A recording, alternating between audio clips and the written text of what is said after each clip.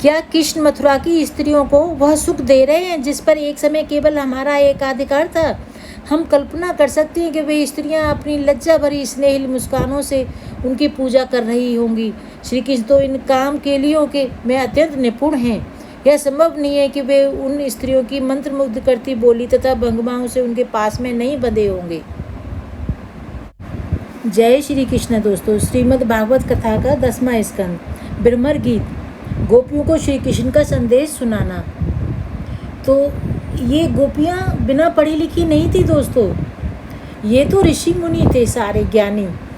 जब श्री राम जी सीता जी के साथ गंधर्व वन से गुजर रहे थे तो उन दर्शन देते हुए थे ऋषि मुनियों को आगे बढ़े, तो ऋषि मुनियों को एक क्षण के लिए दर्शन दिया तो वो संतुष्ट नहीं हुए। उन्होंने सोचा जैसे सीता माता के साथ आप रास घूम रहे हैं, ऐसे हम कब आपके साथ रास करेंगे, रास विहार करेंगे। तो इन गोपियों ने यहाँ पर वृंदावन में जन्म लिया था ब्रह्मा जी के कहने से। न जी भर के देखा न कुछ बात की, बड़ी आरज़ू थी मुलाकात की। न जी भर के देखा न कुछ बात की, बड़ी आरज़ू थी मुलाकात की। इस कारण से ब्रह्मा जी ने कहा था सभी ऋषि मुनियों से, जाओ श्री कृष्ण अवतरित होने वाले हैं तो वृंदावन में जिसका भी पेड़ का, पक्षी का, जीव जंतु का, जिसका भी रज का जन्म मिले, आप जन्म लेके श्री कृष्ण की सेवा करो। तो दोस्तों, वही ब्रह्मर गीत गोपियों ने गाया जब श्री कृष्ण से बिछड़ गई थी। तो किस तरह से गाया मैं आपको सुनाने जा रही हूँ। जो भी पहली बार आए हैं दोस्तों, प्लीज़ चैनल को सब्सक्राइब करें, वीडियो को लाइक करें और शेयर करें। उद्धव को देखकर गोपियाँ आश्चर्यचकित रह गईं।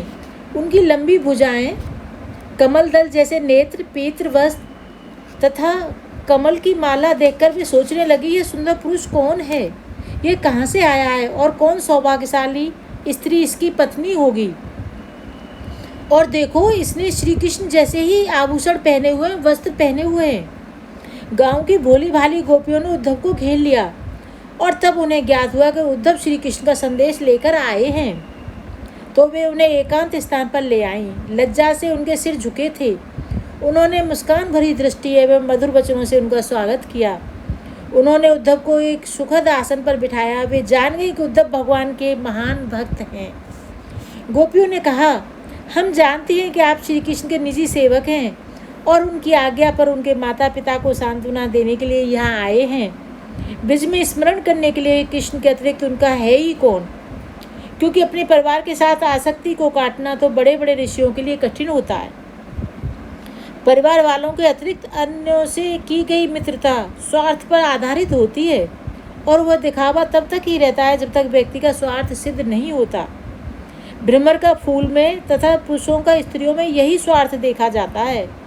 वैश्य कंगाल ग्राहक को, प्रजा दुर्बल राजा को, शिक्षा प्राप्त करने के बाद छात्र शिक्षक को तथा दक्षिणा मिलने के बाद पुरोहित यजमान को त्याग देता है। फलों के समाप्त हो जाने पर पक्षी वृक्ष को त्याग देते हैं। भोजन के बाद अतिथि घर को, पशु आग लगे जंगल को तथा स्त्री का भोग करने के बाद पुरुष उसका त्याग कर देते हैं। इस प्रकार गोपियाँ श्री कृष्ण की निंदा करने लगीं। उन्हें लग रहा था कि शहर में जाने के बाद कृष्ण का वृंदावन वासियों के साथ कोई लगाव नहीं रहा है। अपने दैनिक कार्यों को छोड़कर वे कृष्ण का संदेश सुनने आ गईं और श्री कृष्ण की बाल लीलाओं का निरंतर स्मरण करते हुए, गीत गाते हुए सब लाज छोड़कर रोने लगी। एक गोपी अग्नि पुराण के अनुसार श्रीमती राधा रानी कृष्ण के विचारों में इतनी लीन थी, जब उसने अपने पैरों के पास एक भंवरे को मंडराते हुए देखा तो उसे लगा कि भंवरा उसके प्रियतम कृष्ण का संदेश वाहक है। उसे देखकर उस गोपी ने कहा, अरे उस छलिया के मित्र, अपनी मूँछों से मेरा स्पर्श ना करो, क्योंकि उन पर मेरी प्रतिद्वंदी प्रेमिका के स्तनों से कृष्ण की माला पर आकर लगा कुमकुम लिपटा हुआ है। एक बार हमें अपने मनमोहक अधरामृत का पान करवाने के बाद उन्हें अचानक हमें त्याग दिया है, और तुम भी तो फूलों का रसपान करने के बाद यही करते हो न जाने लक्ष्मी जी उनके चरण कमलों की सेवा के लिए इतनी आतुर क्यों रहती हैं? शायद कृष्ण ने अपनी कपटी वचनों से उनकी चित्त भी चुरा लिया होगा। यह विचार करके कि शायद वह भमरा कुछ पुरस्कार चाहता है, तो उस गोपी ने आगे कहा, तुम मेरे सामने आकर कृष्ण के बारे में क्यों बात कर रहे हो? मथुरा में उनकी नई सखियों के पास क्यों नहीं जाते, जिनके स्तनों की धधकती अब अग्नि शांत हो चुकी है? निश्चित ही वह तुम्हारी मनचाही वस्तु दान में देंगी। असल में दोस्तों, भमरे से बात कर रही हैं वो गोपियाँ, लेकिन भमरा कह उद्धव को रही हैं, क्योंकि श्री कृष्ण के पास से उद्धव ही आए थे और वही उनके वस्त्रों को पहनते थे। जब श्री कृष्ण 3 बार वस्त्र चेंज करते थे तो वो उद्धव उन्हीं के वस्त्रों को, उनके आभूषणों को पहनते थे।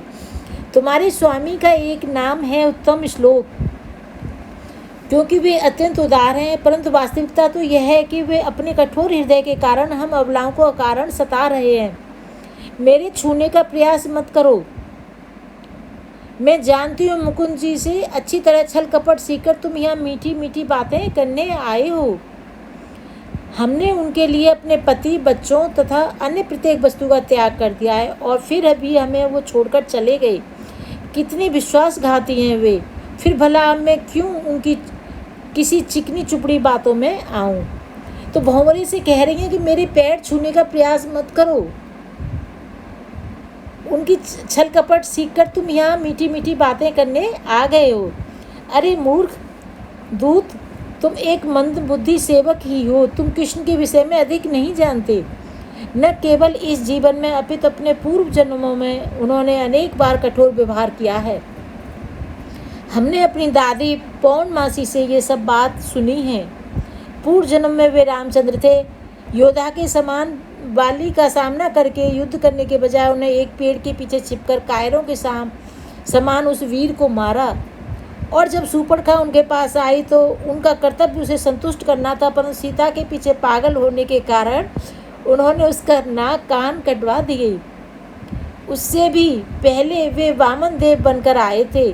बलि महाराज से 3 पग भूमि मांगी थी। बलि इतने उदार थे कि वे अपना सर्वस्व देने के लिए तैयार हो गए, परंतु वामन देव इतने कृतघ्न निकले कि उन्होंने न केवल बलि को बंदी बना लिया, अपितु उन्हें रहने के लिए निम्न लोकों में भेज दिया। हम भली भांति जानते हैं कि कृष्ण विश्वासघाती हैं और इसलिए हम उनके साथ अपने सारे संबंध तोड़ लिए हैं, परंतु समस्या तो यह है कि फिर भी हमारा मन उनके विषय में सुनने से थकता नहीं है। उनकी कथा में इतना अमृत जो भरा है, हम तो यही कहेंगे कि सब लोग कृष्ण के विषय में सुनने से सावधान रहें, क्योंकि यदि उस अमृत की एक बूंद भी किसी के कान में गिरती है तो उसका अपना परिवार, धन संपत्ति आदि से आसक्ति कट जाती है। वह सब कुछ छोड़कर उनको खोजता हुआ घूमने लगता है। अरे दूत, कृष्ण को छोड़कर कुछ और बात कहो। राधा रानी इस प्रकार बातें कर रही थी कि भमरा सहसा उनकी दृष्टि से ओझल हो गया। यह देखकर राधा रानी पगला गई। उन्हें लगा कि कहीं वह भमरा कृष्ण के पास जाकर उनके विरुद्ध भड़काने ना लगे। जब राधा रानी को पुनः वो भमरा दिखाई दिया तो उन्हें लगा कृष्ण ने उनकी निंदाओं को अनदेखा करके अपने दूत को फिर से उनके पास भेजा है। इसी कृष्ण की दया मानकर राधा रानी ने उस भमरे का स्वागत किया और सावधान हो गई। अब कृष्ण के विरुद्ध कुछ ना कहें। वे फिर से उस भमरे से बात करने लगी। यह कितनी दुख की बात है। कृष्ण मथुरा चले गए। क्या वे अपने परिवार एवं सखाओं का स्मरण करते? क्या वे कभी उनकी दासियां हम गोपियों के बारे में बात करते हैं? क्या वे पुनः लौटकर आएंगे? उद्धव ने उत्तर दिया, हे गोपियों, भगवान के प्रति महाभाव, इतनी उच्च कोटि की भक्ति विकसित करने के कारण तुम सबका जीवन धन्य हो गया है। इतना ही नहीं, श्री कृष्ण के विरह में कैसे उन्हें प्रेम किया जाए, मुझे इसकी शिक्षा देकर तुमने मुझ पर बड़ी कृपा की है। उद्धव जानते थे कि गोपियां अपने बारे में सुनने की अपेक्षा श्री कृष्ण का संदेश सुनने के लिए अधिक आतुर हैं। अपना संदेश लिखते समय श्री कृष्ण गोपियों से विरह की तीव्र भावनाओं से अभिभूत थे और इसलिए उनकी लिखावट स्पष्ट नहीं थी। इसलिए उद्धव ने स्वयं संदेश को पढ़कर सुनाने और समझाने का निश्चय किया। उस संदेश को अत्यंत गूढ़ शब्दों में लिखा गया था, जिसे बड़े बड़े दार्शनिक और मुनि समझ सके। भगवान की विभिन्न शक्तियों के साथ उसका शुद्ध प्रेम कितना अधिक जुड़ा हुआ है। श्री उद्धव ने कहा, हे भद्र युवतियों, अब उस संदेश को सुनो जो तुम्हारे प्रीतम ने मेरे हाथों यहाँ भिजवाया है। श्री कृष्ण ने कहा, मेरी प्रिय गोपियों, हम किसी भी समय, किसी भी स्थान पर अथवा किसी भी परिस्थिति में एक दूसरे से अलग नहीं हो सकते, क्योंकि मैं सर्वव्यापी ईश्वर हूँ। जिस प्रकार सृष्टि के प्रत्येक वस्तु में पृथ्वी, जल, अग्नि, वायु, आकाश व्याप्त होते हैं, उसी प्रकार मैं भी प्रत्येक व्यक्ति एवं वस्तु में व्याप्त हूँ। जब गोपियाँ श्री कृष्ण के साथ रासलीला करने आई थी तो उस समय श्री कृष्ण ने कर्मयोग अथवा सामाजिक नैतिकता का पाठ पढ़ाकर वापस लौट जाने के लिए कहा था, और अब अपने पत्र में वे ज्ञान योग का पाठ पढ़ा रहे थे, परंतु गोपियों को वह भी अच्छा नहीं लगा। भगवान श्री कृष्ण ने कहा, जिस प्रकार नींद से उठने पर भी व्यक्ति कई बार सपने के विषय में सोचता रहता है, उसी प्रकार व्यक्ति इस संसार की क्षणभंगुर मोह माया के विषय में चिंतन करता रहता है। व्यक्ति को चाहिए कि वह ध्यानपूर्वक इस पर विचार करके सदैव सजग रहे और अपने मन को नियंत्रित करके केवल स्थायी वस्तुओं पर अपना मन केंद्रित रखे। मुनिजनों के अनुसार वेदों, योग, सांख्य तथा संन्यास का यही लक्ष्य है। उसी प्रकार जैसे समुद्र समस्त नदियों का अंतिम लक्ष्य होता है, वास्तव में तुम्हें परम सत्य के इस दिव्य ज्ञान की आवश्यकता नहीं है, क्योंकि तुम अपने जीवन के आरंभ से ही मुझसे प्रेम करती हो। हे गोपियों, वास्तव में मैं स्वयं को इसलिए तुमसे दूर ले गया हूँ, जिससे मेरे विरह में तुम्हारी प्रेम भावनाएं और अधिक उत्कट और गाढ़ी हो सके। इससे तुम मेरे और अधिक निकट आओगी। प्रेम का अपने प्रियतम की उपस्थिति में अधिक, उसके वियोग में उसका अधिक चिंतन करती है। चूँकि तुम्हारा मन 100% केवल मेरा ही ध्यान करता है, इसलिए शीघ्र ही हमारा मिलन होगा। श्री कृष्ण के संदेश को सुनकर गोपियाँ अत्यंत प्रसन्न हो गई। उन्होंने कहा, बहुत अच्छा हुआ कि कंस और उसके सब मित्र मारे गए, और यह भी अच्छा ही है कि कृष्ण अपने परिजनों के साथ रहते हुए उनकी सभी इच्छाएं पूरी कर रहे हैं। क्या कृष्ण मथुरा की स्त्रियों को वो सुख दे रहे हैं जिस पर एक समय केवल हमारा ही अधिकार था? हम कल्पना भी कर सकते हैं कि वे स्त्रियां अपनी लज्जा भरी स्नेही मुस्कानों से उनकी पूजा कर रही होंगी। श्री कृष्ण तो इन काम के लियों के में अत्यंत निपुण हैं। यह संभव नहीं है कि वे उन स्त्रियों की मंत्रमुग्ध करती बोली भंगमाओं के उनके पास में ना बंधे होंगे। हे साधु, क्या मथुरा की स्त्रियों की बातें करते समय कभी हम ग्वालिनों की चर्चा भी करते हैं? क्या वे उन चांदनी रातों की याद करते हैं जब हमने उनके साथ रासलीला की थी? क्या कृष्ण फिर कभी लौटकर यहाँ आवेंगे? स्वयं हमारे जीवन में आग लगाकर जाने वाले, क्या वे अपने स्पर्श से हम पीड़ित गोपियों को जीवन प्रदान करेंगे? परंतु इतना विशाल राज जीतने तथा राजकन्याओं से विवाह करने के बाद भला कृष्ण इस गांव में आना चाहेंगे? अपने मित्रों, हितैषियों, बंधु बांधवों से गृह निश्चित हुए वे वहाँ संतुष्ट होंगे। वास्तव में हमें कृष्ण के यहाँ लौटने की आशा छोड़ देनी चाहिए। पिंगला के अनुसार जीवन का सर्वोच्च सुख समस्त आशाओं और इच्छाओं का त्याग करना ही है, और यही सत्य है कि हालांकि हम ये सब जानती हैं, फिर भी कृष्ण के लौटने की आशा हमारे हृदय से नहीं जाती।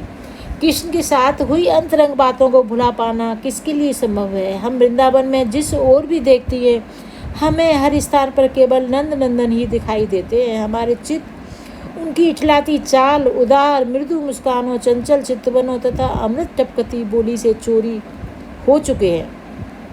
अब तो हम चाहकर भी उन्हें नहीं भुला सकती। उद्धव के उपदेश सुनकर गोपियाँ समझ गईं कि वास्तव में श्री कृष्ण उनसे दूर नहीं हुए हैं। उद्धव को कृष्ण से अभिन्न जानकर गोपियों ने गुरु के समान उनकी पूजा की। उन्होंने अनुभव किया, उद्धव की बातों से उनके हृदय में जल रही विरह अग्नि कुछ सीमा तक शांत हो गई है। गोपियों की विरह दशा देखकर उद्धव ने बार बार कृष्ण कथा सुनाने का निश्चय किया। गोपियों के निवेदन पर उद्धव कई महीने वृंदावन में रहे। उनके संग से समस्त वृंदावन वासियों के जीवन में मानो नए प्राण का संचार हो गया। वृंदावन में भ्रमण करते हुए उद्धव विभिन्न स्थानों पर जाते और लोगों से वहाँ श्री कृष्ण की लीलाओं की जानकारी लेते। इस प्रकार सभी को श्री कृष्ण का स्मरण करते हुए वहाँ रहे और पूरा समय ऐसे बीत गया मानो कुछ क्षण हो।